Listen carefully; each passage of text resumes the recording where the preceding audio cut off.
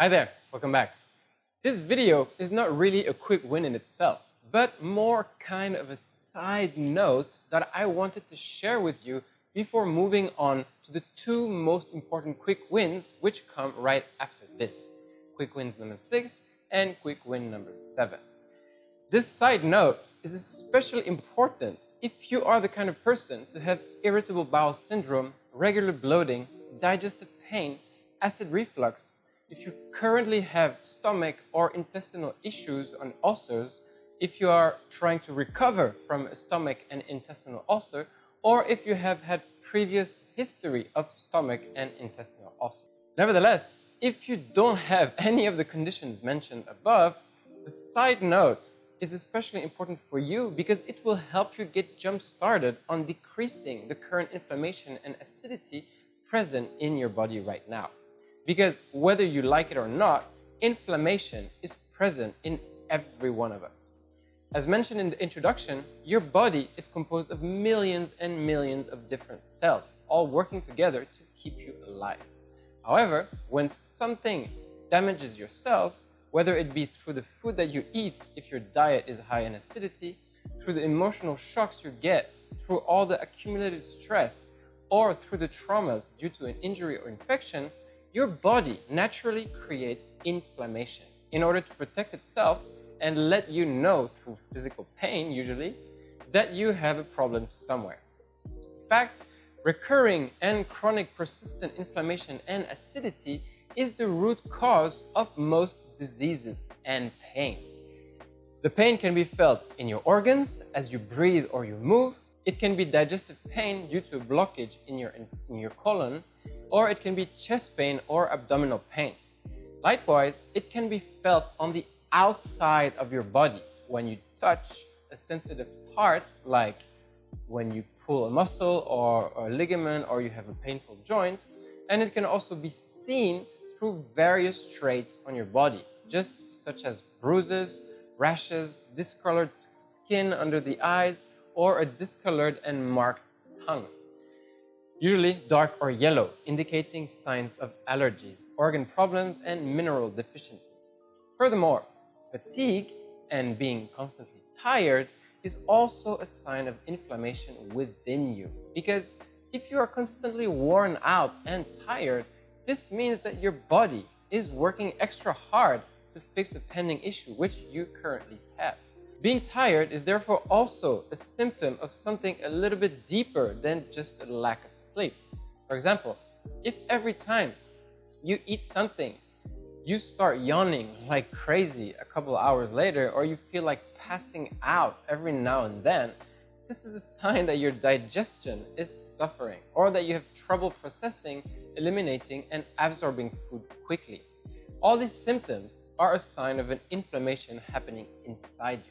And as we will cover later on in the nutritional section in more depth, the modern lifestyle nowadays is a very big contributor of acidity and inflammation. Because almost everything we eat leads to the creation of acidity somewhere along the way. It's important to remember that your body's pH is around 7.35 to 7.45, where 0 is very, very acidic and 14 is super alkaline. So any variations in your blood pH level can have devastating effects on your health. Furthermore, you would think that eating a meal filled with many different ingredients is good to load up on all the nutrients, minerals, and vitamins possible in one shot. So let's say that pasta salad with chicken, pumpkin, and 10 other different vegetables, a bit of cheese, and some nuts and seeds. Sounds good for you, right?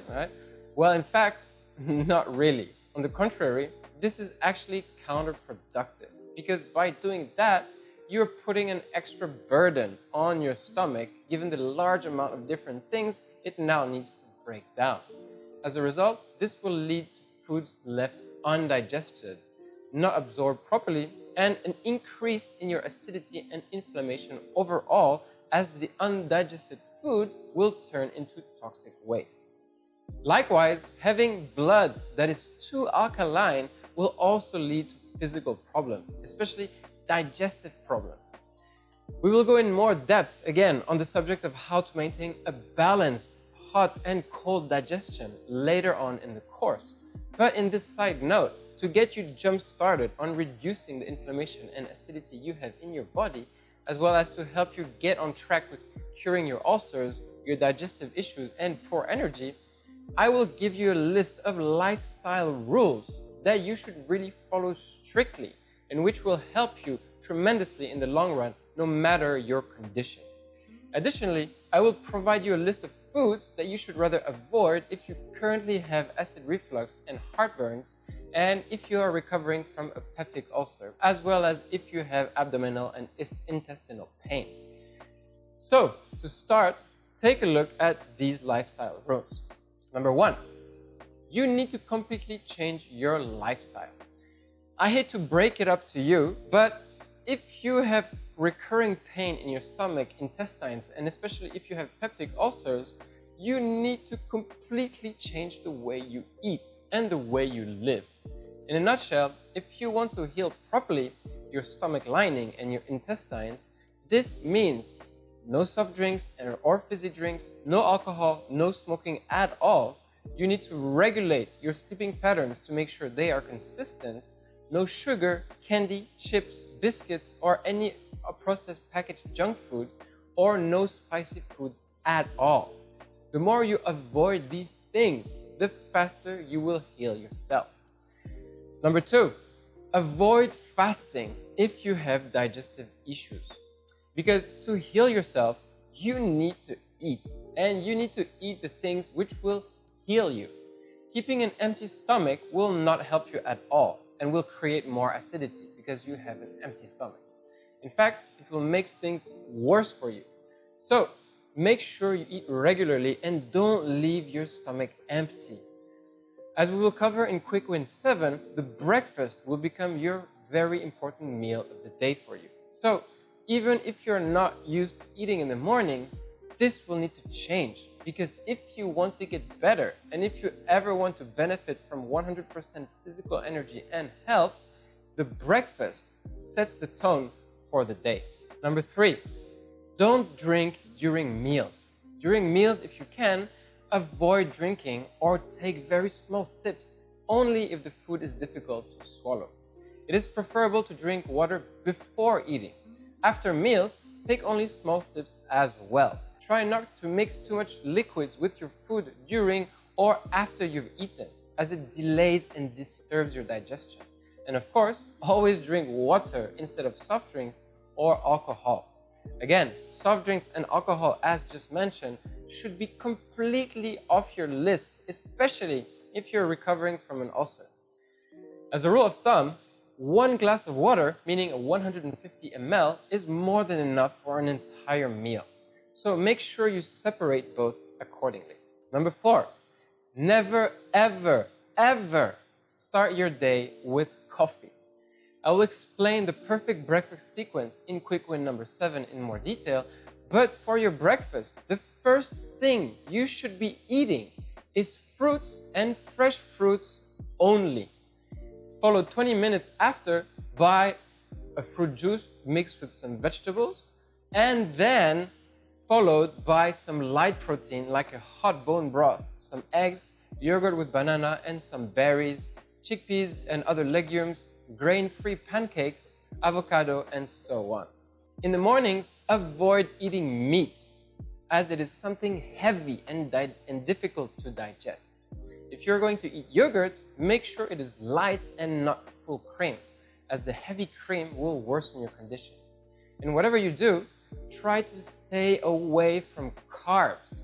Carbs such as bread, pastries, processed cereals, packet fruit juices are terrible. They will do nothing but take away your energy right at the start of the day, the same way meat will do. Carbs increase the levels of insulin in the body and produce serotonin, the feel-good happiness hormone, which promotes feelings of sleep. So, needless to say that if you have carbs in the morning, you're not going to have energy. You're going to want to go to bed. Additionally, the flour and wheat used in carbs are difficult to break down. Therefore, they are not recommended if you have digestive issues due to the gluten and sugar found in them, and not ideal, again, to start your day. Therefore, carbs in the morning should be off your list as well. In fact, the morning is the elimination and detoxification cycle for your body. Therefore, by having fruits first thing in the morning, this will not only help to clear out your intestines from the accumulated food, but it will gently activate your digestion at the beginning of the day and detoxify your body with the type of food that is cleansing. Meat, bread, pastries, and packaged cereals, on the other hand, will do nothing but clog you even more right in the morning. So, if you take the time to cleanse your body every morning with fruits first, wait about 20 to 30 minutes, have some juice, and then eat something other than meat and carbs, you will notice that your mornings, your days, and your weeks will feel lighter, easier, and more energetic. Additionally, all fruits, once eaten, have the power to neutralize acidity and acid reflux. So, by eating fruits first thing in the morning, you will be pushing and clearing out the toxic waste which is causing your acid reflux. Finally, note that coffee is the stomach's biggest enemy and the best friend of acidity and inflammation. If you want to drink coffee, always favor coffee about 10 to 15 minutes after a meal. And as we will see later on in the course, don't have coffee right in the morning very early. You need to wait a little bit. Later on in the course, I will outline different types of persons and their ideal coffee time. But for now, don't have coffee first thing in the morning. Have food, real food, and have coffee around 11 or after lunch. Rule number 5. Avoid at all costs dairy products. Avoid cow milk or other processed cheeses, especially from industrial sources. Instead of cow milk, opt for nut milks without sugar or light yogurt, as it holds probiotic bacteria beneficial for your stomach, but keep it light. Greek yogurt can be quite heavy, for example, so not always the best, as it will generate acidity. The best kind of yogurt for you right now, for your stomach, for your intestine, and for everyone actually, is actually kefir, meaning it's like a sour fermented yogurt, as it contains 10 times, 100 times more bacteria than your regular yogurt. For cheeses, prefer fermented cheeses, but take it easy as well, as they are a high source of fat. In general, keep in mind that dairy products are a high contributor of acidity and inflammation in the body, so they should be avoided most of the time if you have digestive issues. Likewise, dishes prepared with extensive amounts of melted cheese, cream, and yogurt sauces will also worsen your symptoms and aggravate your condition, especially if you are trying to heal an ulcer or damaged stomach lining. Cow milk is in fact the worst possible kind of dairy there is, so stay away from it at all costs. And if you're worried about not having enough calcium, well, let's just say that leafy greens have more than enough calcium compared to cow milk. So if you want your calcium dose, have a salad for lunch and you will have a lot of calcium already. Rule number 6, always start your meals, except breakfast, with vegetables. Starting out your meals with vegetable fibers will help again to gently activate your stomach with foods that are easy to digest. The only vegetables that you should avoid, however, are from the nightshade family. These include tomatoes, eggplants, and bell peppers, which in fact are present in most salads. Additionally, try to avoid the seeds from cucumbers, as they can cause digestive distress for certain people. Rule number 7, support your digestive tract with live probiotic bacteria. In general, if you have a lot of acidity and pain in your stomach and digestive tract, to heal and protect your stomach, make sure to buy in the pharmacy some live probiotic bacteria in the form of a powder or liquid. This will help build and renew your stomach lining and digestive tract with good bacteria. These bacteria should be taken for about 1 to 2 months at least and 30 minutes before each meal. Then 30 minutes later, start your meal with vegetables first and then something else. If it is breakfast, take the probiotic bacteria on an empty stomach. Then 30 minutes later, always start your day with fresh fruits, followed 20 minutes later by a hot bone broth soup, hot soup, and then some light protein. The hot soup or hot bone broth is especially super important if you are suffering or recovering from an ulcer, because the hot soup or bone broth in particular will help rebuild your stomach lining and help to protect it for the rest of the day. It's like drinking a protective shield that will prepare your stomach for the remaining incoming foods that you will have throughout the day. Again, be wary. If you start your day with bread, pastries, and boxed cereals, these will irritate your stomach and worsen your condition. So really, I'm very serious about this because I've had 2 ulcers and intestinal infections in the past, and this is the best way to heal yourself. So just to recap, if you have high acidity, acid reflux, heartburns, and especially ulcers, to accelerate the healing process of your stomach, 1, you need to buy probiotic bacteria in the form of powder or liquid in the pharmacy and take it 30 minutes before each meal. If it is breakfast, start with 3 to 5 different kinds of fruits, and if you are recovering from an ulcer, especially 20 minutes after having your fruits, have a hot soup or bone broth to settle your stomach for the day. In the soup, you can have noodles and vegetables if you want. Noodles, a little bit. The bone broth is the most important here. A big warning though, if you're thinking about instant cup noodles, this is not what I'm talking about at all. Cup and instant noodles will do the opposite of make your stomach better and instead make you feel worse than before. If you follow these simple steps, 1, the probiotic bacteria, the fruits for breakfast, the hot bone broth, then some light protein without meat, like eggs, avocado, various kinds of nuts, mushrooms, light yogurt, and stay away from carbs such as bread and cereals in the morning, within 1 or 2 weeks, your stomach will already feel a lot better. I guarantee it. Believe me on this, please. Rule number 8, avoid eating the seeds present in most common vegetables and fruits. Since seeds are the future babies of the plant that you're eating, they are in fact the one thing that the plant will always try to protect.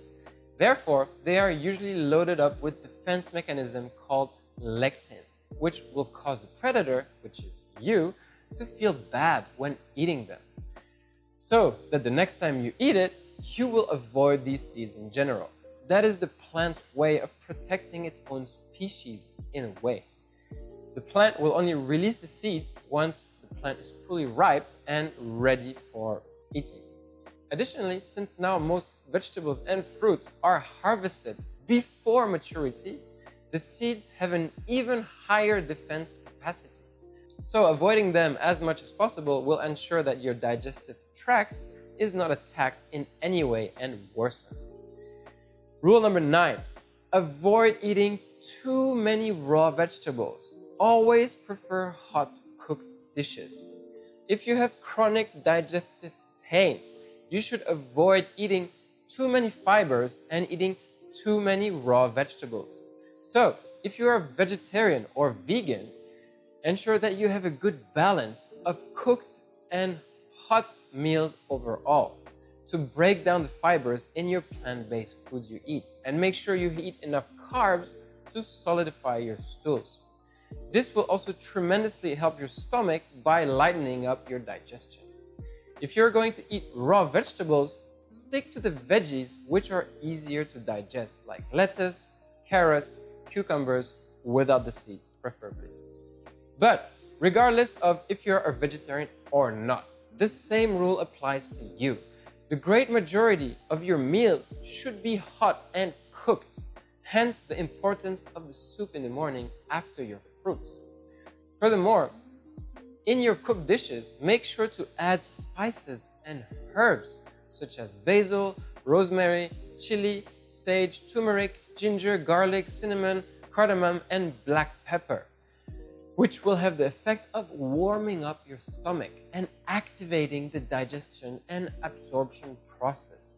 If your stomach is too cold from eating raw things and cold dishes, then it will have trouble digesting the food, and you will likely be burdened with stomach cramps, which will make you constipated. Being constipated means that you will have, one, a lot of gas, and your poop will be hard to evacuate, making you go to the toilet much more than usual. And when you do go to the bathroom, your poop will be in the form of small pellets that shoot out.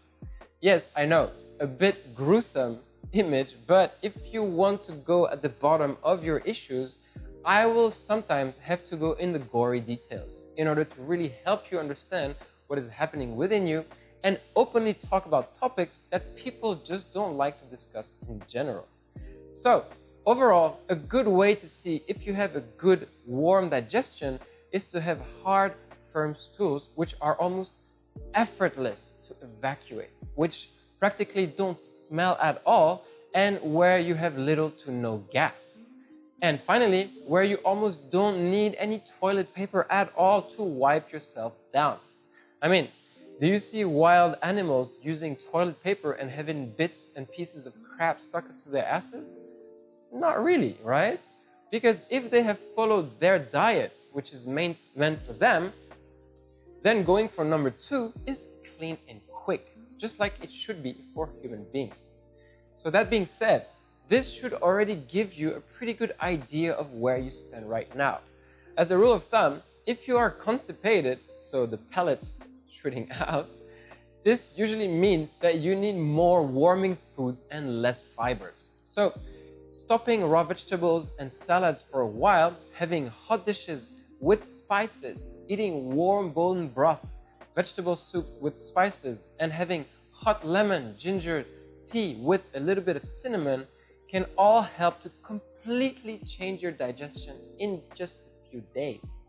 On the other hand, if you have diarrhea, this means that your stomach is too hot and you need more fibers to cool yourself down. You therefore need more cooling and neutral foods that will help to put out the fire in your body. So eating cooling and neutral foods such as raw fruits and veggies, rice, sweet potatoes, legumes, stopping meat for a while and completely avoiding junk food and heavy oily stuff will also change your digestion in a matter of days. So when people talk about having a balanced diet, it means eating a bit of everything, but more importantly, always trying to maintain a warm stomach no matter what. It's about maintaining balance. If your stomach is too cold, you will not digest the food. If your stomach is too hot, you will feel bad and the food will not be absorbed. Once again, I will go in more depth on how to balance your digestion from hot to cold in the nutrition section. But for now, stick to the basics. Rule number 10, white is right.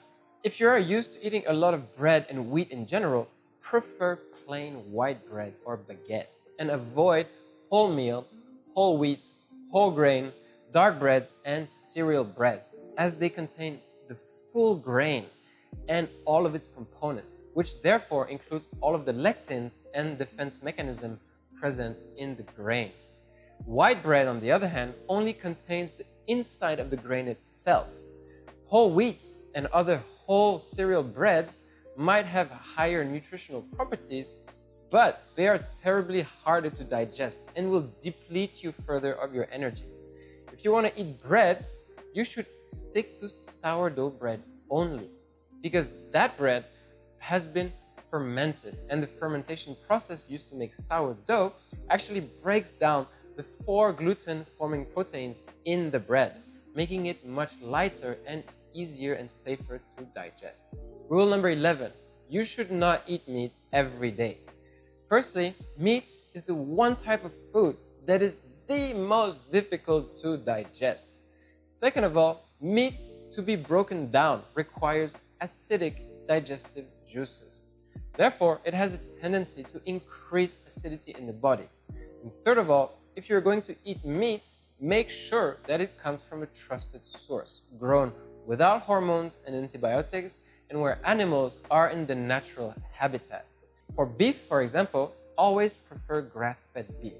For chicken, always prefer free range, and favor lamb over eating pork due to its high fat content and overfeeding with God knows what. Fish are to come from wild sources or wild sea farm as much as possible. And for seafood, avoid eating too many shrimps as they are grown in overpopulated pools and often fed with chemicals and antibiotics. The best kind of seafood are clams of all sorts, mussels, oysters, and finally squid, or as some people might say, calamari, because they cannot be farmed and always come from wild catches. This particular rule on the quality of the animals you eat is actually pretty important, because you are what you eat, but you are also what the animals ate as well.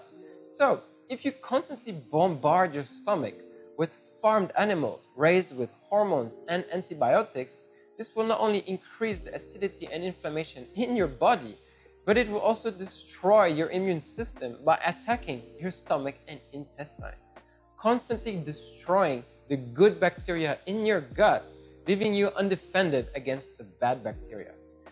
So, anytime you buy meat and seafood, or when you go to the restaurant, be sure to always check from where the meat is coming from. Nowadays, restaurants and distributors have an obligation to inform their consumers about the origin of their products, so don't be afraid to ask. As a rule of thumb, anything which comes from a fast food or where the meat source is not communicated explicitly, then the meat does not come from a reliable source. Rule number 12, the no food list. As discussed, see here the list of the foods to avoid for reduced inflammation and to promote faster healing for the gut. Refined packaged foods such as chips, biscuits, candy, and other types of junk foods. Various types of pasta for their wheat content, milk and other dairy products, bread, tortillas, pastry flour, crackers, cereals apart from oats, all types of sugar including sweeteners except honey in moderation, all fizzy soft drinks and diet drinks. Be careful when eating legumes such as chickpeas, beans, and lentils as they are hard to digest and need to be preferably cooked in a pressure cooker. Seeds in pumpkin, sunflower, chia, peanut, and cashews are to be watched out for. Vegetables and fruits such as cucumbers, zucchini, pumpkins, squash, melons, eggplants, tomatoes, bell peppers, and chilies are to be stopped.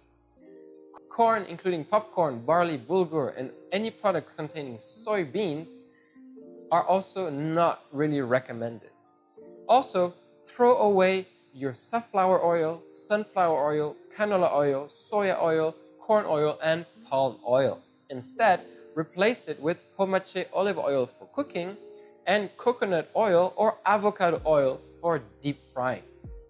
Finally, replace your salt with pink Himalayan salt for its mineral content, and for pepper, use ungrounded, uncrushed black pepper to keep it fresh and tasty. If you follow this list of no foods and stay away from anything that is too acidic, bitter, and sour, your stomach lining and the healing of your digestive tract will be much faster. Obviously, you will need to do a bit of sacrifices here and there, but it's the price to pay for the couple of months in order to get better. Rule number 13, the list of yes must eat foods. As discussed before, make sure to purchase in the pharmacy live probiotic bacteria in the form of powder or liquid form in order to support the healing of your gut, and take them at least 30 minutes before any meal.